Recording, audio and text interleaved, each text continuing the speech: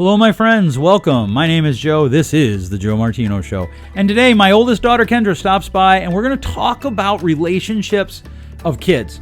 What do you do when your kids have friends that you're not sure you like or you're not sure they're a good fit for your kid's life? How do you handle disagreements with your kids?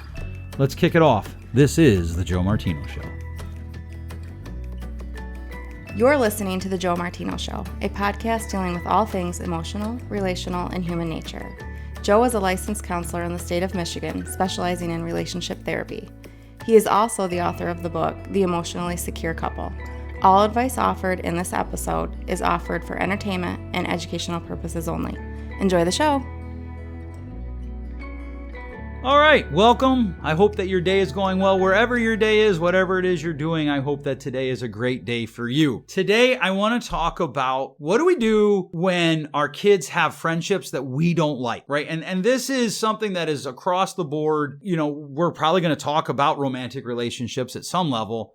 But that is not the only relationship I'm talking about. Like, what about if your kid has a best friend that you don't like? Or if they have a friend that you don't think is good for them? Maybe you're neutral. You don't like or dislike the kid. You just don't think they're a good fit for your child. What do you do? And by we, I do mean myself and my oldest daughter, Kendra. She has stopped by once again for an episode on, hey, let's just talk unscripted dad and daughter. Kendra, you want to say hi? Yeah, hey everybody, I'm Kendra. All right, so let's kick it off. Something that you brought up to me like, hey, we could talk about this, is the idea of what do parents do when their kids have relationships that the parents aren't sure of? And this is something in every one of my kids' lives, I guess with the exception of Joey because he's so young, but in all of my girls' lives, there have been friends that I'm like, ooh, I don't think this person shares our values. I downright don't like this particular person. This person here is bad for you. I remember I made you cry one time because one of your friends had revealed a secret of yours for a pen. And I said to you, I just don't think this person's a good friend, which was not my best dad moment because I really wasn't thinking about your emotions at the time. And I did offer, which as an Italian dad, I feel this is a good dad moment. I did offer to go to Meijer and buy literally a black trash bag full of pens so that you could dump them on her desk. I remember. And you didn't hate me up on that offer. No. To this day, I'm still a little bitter about that. Let's talk about it. Tell me about your experience, you with your friends, your siblings, parents and kids and relationships. Where do you want to jump in? I'd say definitely it has come up in our house many times, but I mean, obviously I'm the oldest. It came up first with me. Yeah. I had some really bad luck with friends, I'll say probably this way.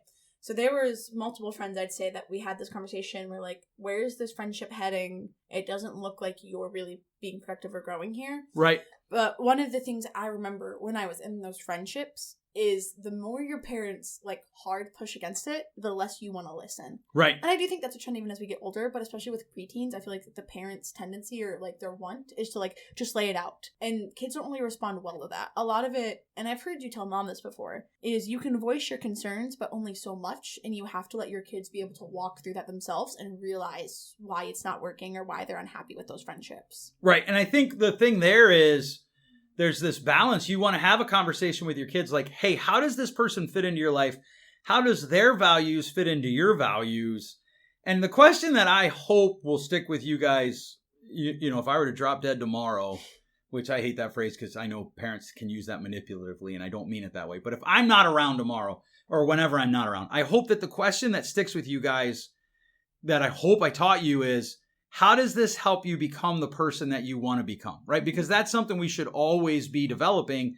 You're 20 today, right? And so when you were 10, I would talk to you about, well, who do you want to be when you're 20? Honestly, I hate to give you this credit, but something I often run all my decisions through is it wise in the short term and is it wise in the long run? And I know these are conversations we had all the time when I was a preteen of running my decisions through those two metrics. Yeah, you hate admitting that. Yes. That's awesome.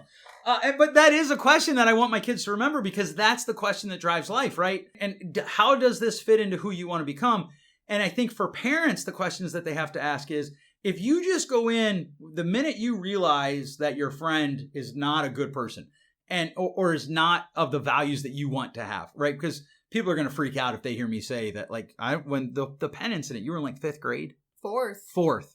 And so people are going to freak out if I say, hey, I don't think this person's a good person. In my defense, that person turned out to not be a good person as an adult. Also, something interesting about that time frame is it's okay to explain to your kids that this person might not be a good person now, but they won't, like, they have, because there are people in that same age of my life who were objectively doing bad things then, who have turned around, and we've had conversations much older about that time in our lives. Yes. Yep. And you've even mentioned some of them came to you and said, hey, I really treated you bad those years. I'm sorry.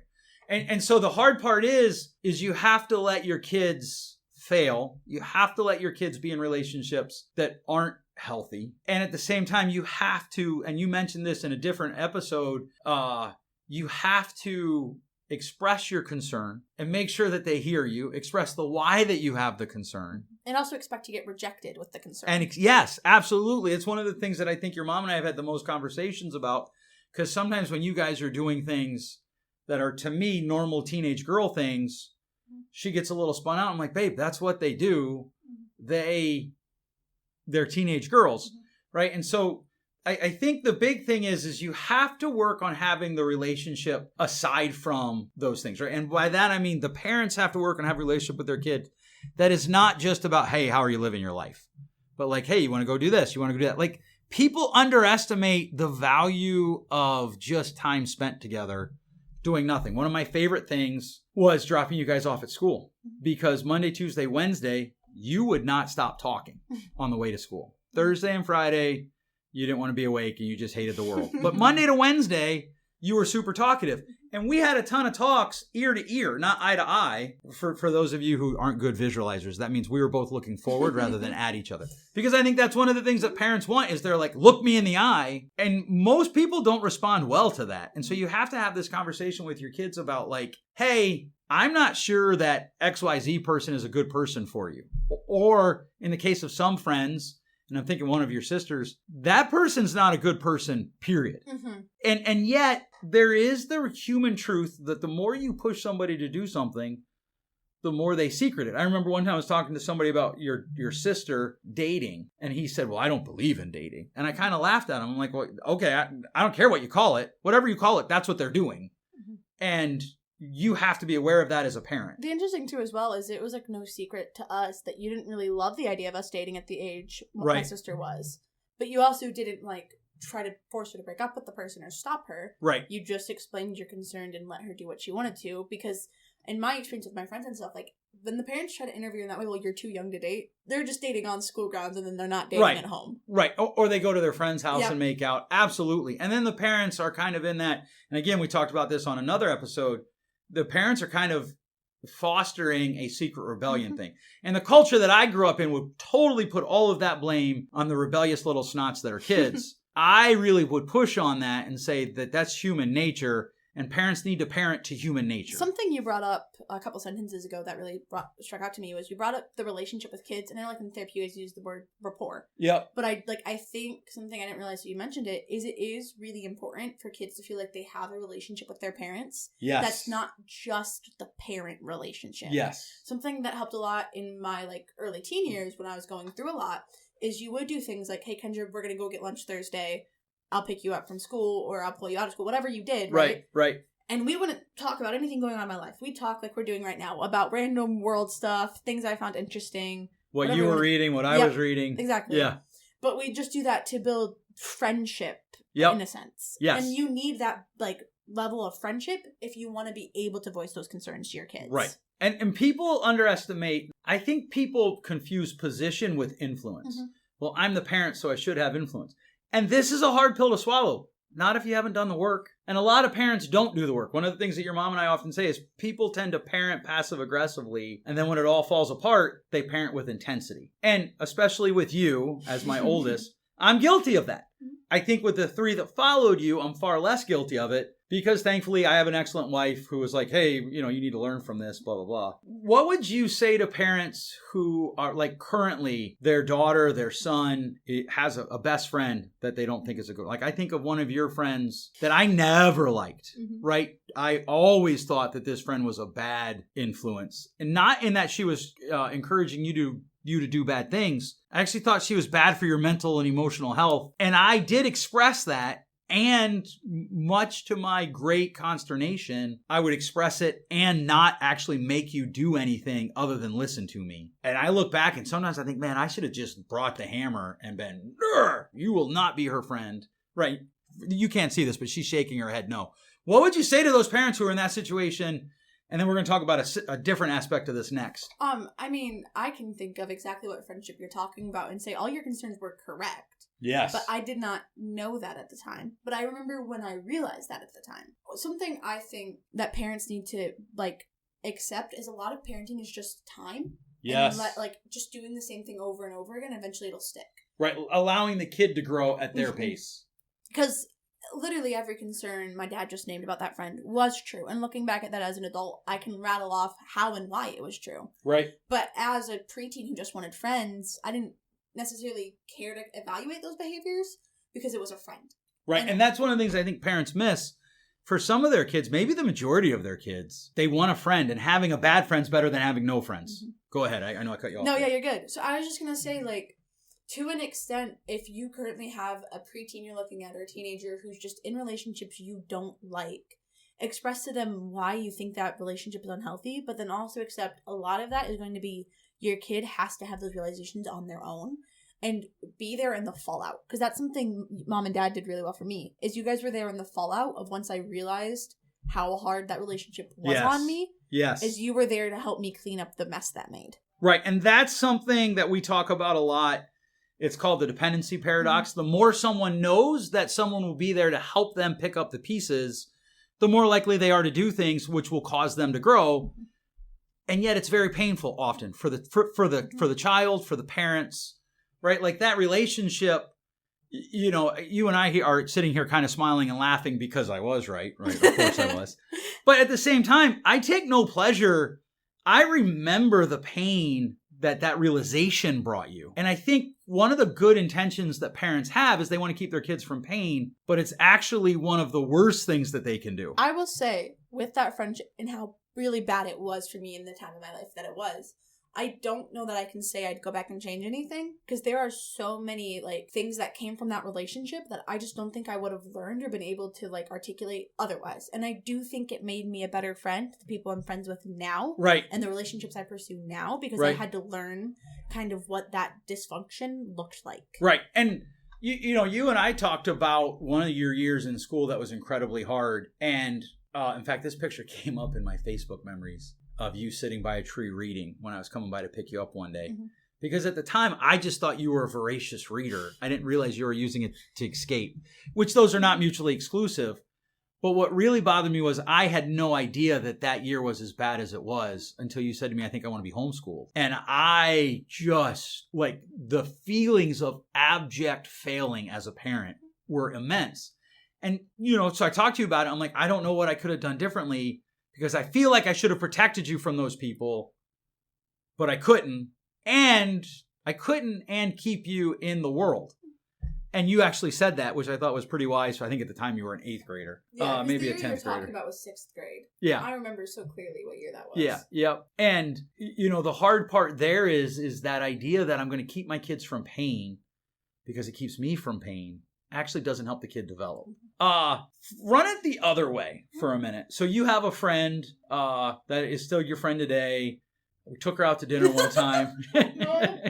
And she engaged in conversation that was a little bit less than appropriate. And in many ways, she doesn't listen to this show, right? I'm sure she does. I don't think she knows it exists. Okay, good. In many ways, it's because she has some issues with her own parental units. And I was like, it's okay. You were mortified. I still am. And I was like, it's okay. I agree with you. It's inappropriate and she shouldn't bring that stuff up again. And at the same time, she needs people in her life who are not like her parents. Mm-hmm. And you banned her from seeing the family. Okay. Whoa. That's a bit, well, not really. That's literally the word you used to me. I said, hey, you should invite so-and-so. And you're like, no, she's banned from family interactions. Wow. Okay. So if that's a bit dramatic, it's a bit dramatic from you, Miss Drama. I am very close with this person. And we still hung out all the time. But I did decide after that incident that, especially with what was currently happening in her life, it just wasn't the best move for anybody's growth for her to continue to be around my family. And I actually do still stand by that decision. Yeah, I think it was a bad decision. But I bring it up because that's one of the things that I enjoy about our relationship is we rarely hide when we disagree with each other. And we both have, especially now that you're an adult, we don't really have much expectation that the other person is just going to change just because we disagree, right? And so when it comes to friendships that I don't approve of as a parent, or in this case, friendships that I do approve of because I believe that you can handle it, but you don't want her hanging out with us because... Hey, I've started bringing her around. I know. Just like she came to your birthday party this year. Yeah. How do you run that out for other parents? How do you run that out with the kids that you know that are your age, maybe your freshmen that you're leading in your semester-long orientation class? Technically all year. One of the things that I think, like, if you're talking about, like, the point of disagreement, because how we don't really have something to, like, we don't expect the other person to change. Something that you have to expect from your kids that I'm so appreciative went really well in our household, and I've learned so many of my friends didn't get that opportunity, is teach your kids how to defend their side. Not in the talk back way, but just in the, here's why I believe what I believe, and even though we disagree on this, currently I'm considering these things over the things you're telling me. Right, and that goes even further. One of the things that I see parents spend so much energy on that your mom and I have just never done is solving your peer-to-peer disagreements. Oh, you guys barely know my friends' names half the time. Well, I think you probably underestimate how much I know your friends' names. Maybe now that you're in college. Yeah. But even, I think of your siblings, even you, there were some friendships that had stress points, even with the girl that we're talking about. Oh, yeah. And her not understanding how cows work. That's an inside joke that we're not going to let you people in on. But even that, there is this, like, I'm not getting involved. You had a friend one time who, when you decided to stop being her friend, the mom called me. I still think about, I can't think of the word. I need a different word that I'm thinking of. I still think about the gall that took to call me. Audacity. Yeah, audacity to call me, especially after how that all ran out. Oh, yeah. And she was like, well, Kendra said this, and I'll make up a name, call her Sue, which is a swear word in our house because the last person I dated before your mom, of course, was named Sue. Well, Kendra said this and Sue said that, and I would like to meet with you so that we can talk about it. And so now I'm stuck because I'm being asked by another parent to facilitate a conversation that goes against one of the values that we're trying to live in our house, which is, if you ask for my help, I will do it. But if you don't ask for my help, I will offer advice whether or not you ask for it, because that's the price you pay for living in my house. But I'll let you make the decisions on your own. And so I was like, well, what do I do? And so I said to her, I'm happy to have the conversation, but then you need to bring Sue and I'll bring Kendra, because that way we're not playing, well, she said, we're just, this is what we both just heard. And that was 9th grade. So that's been 6 years. And I'm still waiting on that parent to call me back to set up that meeting. I think that's something the parents have to really make their peace with. It probably almost always has better outcomes if you let your kids solve it themselves. Also, with the articulating why your kids are not going to follow your advice, even if it drives you nuts and you agree with none of the points they just said, that practice of making your kids do that and be able to say why they believe differently will really help them, especially as they're evaluating, well, maybe I was wrong about this person. Right. And when you just tell them they're wrong and you expect them to listen, and by listen, we mean do what I want. Obey. Yeah. It's like grades, right? Grades don't measure knowledge. They measure obedience and conformity. When we do this and we say, you have to do this, what we're doing is we're setting them up to become adults who cannot do that for themselves. And your mom and I see this all the time in our therapy. We see it in organizations that we're with. So that's good. That's a good thought there. To summarize this, what we're talking about is the idea of your friends are going to have kids that you don't like. Your friends are going to have kids that you like, but maybe you don't think are a good fit for your kids. And so those are things that you run out. But ultimately, the best gift that you can give your kids is let them make decisions and be there to help them pick up the pieces and talk about both sides. Here's why I think you should stop hanging out with your friend. Tell me why you think you should keep hanging out with them, and learn to live in that tension. Anything you want to add? No, I think that wraps it up. All right. Thanks so much for listening. If you enjoyed this, please share it with your friends. Why don't you pick 3 friends, share it with them. We find value in sharing things with other people. If you have any questions, send me an email, joe@joemartino.com. Please put podcast in the subject line. Thanks so much for listening. We'll catch you next week. Thanks for listening. If you enjoyed today's show, please share with a friend. And hey, give us that rating in your podcast store. Until next time. Change possible.